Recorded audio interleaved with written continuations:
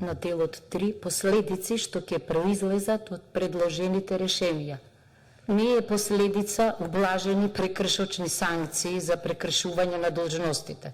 Тоа е инструмент. Последица е поголема заштита на укажувачите и стимулирање на укажувањето што ќе доведе до владење на правото. И за следната фаза само да ви укажам, иако не е тема, ама за да бидеме најасно. Текстот. Фрлете поглед. Во целиот текст погрешно се употребува, значи, наместо во женски род, се е во машки род. Се вели глоба во износ со толку и толку, ке му се изрече на институцијата. Нема да му се изрече на институцијата, ке и се изрече на институцијата е во женски род. Значи, за да не циркулира ваков текст, од член 16 до 21 вака е.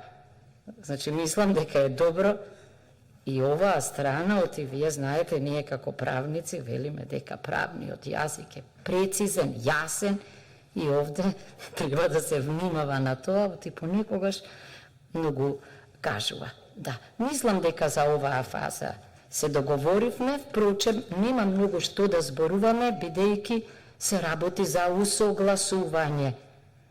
Што ме така, немаме ние голема маргина на расправа овде, но еве укажуваме на некои реални состојби. Тоа беше, благодарам.